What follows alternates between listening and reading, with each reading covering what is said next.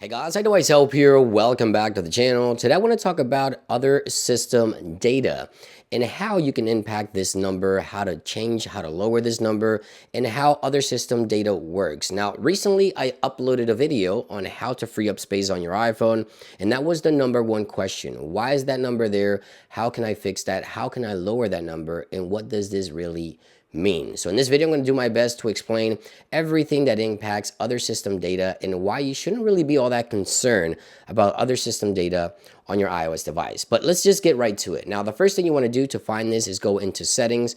You want to head on over into general. You want to go to iPhone storage, and this will break down everything that's taking up storage on your iPhone. So here is everything that's taking up storage as of right now on the cloud, as well as on the physical device. So we have photos, iCloud, everything else, all the applications. But if we scroll all the way down, we find two different values here. We have system values, which is the OS itself. This is completely required to run on your iPhone. You can't really change this yourself. This is the operating system where you're looking at, so you can't really tamper with that. That's about 7.5 gigs or so.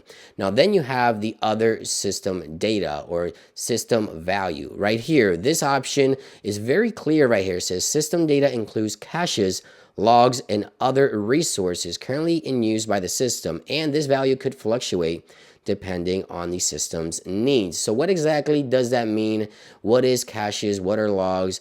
And how can we prevent this from taking up the storage on our iPhone? Well, number one, if you delete an application, that number will fluctuate, obviously, because there's data associated to an application, and therefore that number will change. It will drop if you delete an application. If you download one, it would get higher. Now, also, if we go into messages and we delete any message thread, this will lower the number. If we go into phone application and delete our call history, this number will also fluctuate. And just for an example here, let me go into general iPhone storage, and let's go ahead and take a look at that value right now. So that value as it stands right now, it is 775. So 7 gigs, 0.75. So if I go into, let's say, the Safari settings, which we're currently browsing Safari every day, so that fluctuates constantly. So let's go into the Safari settings here. Let me give you an example. So go into Safari here, and then we go down and we click on clear Safari, so clear history and web data.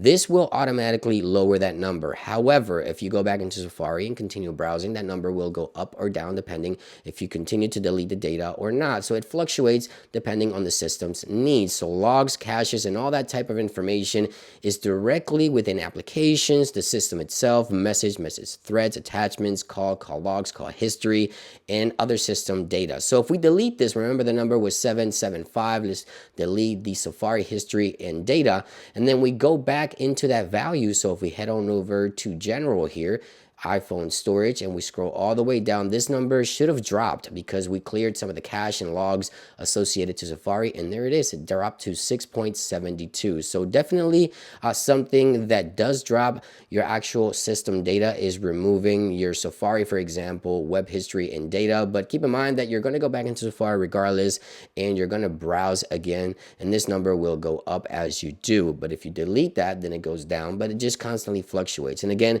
call logs, call histories will also make this fluctuate. Messages and any other resources taken up by other applications can directly impact other system data. So this number will constantly be moving around.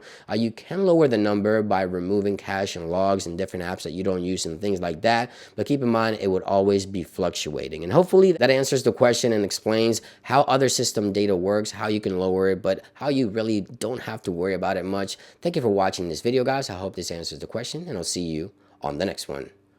Peace.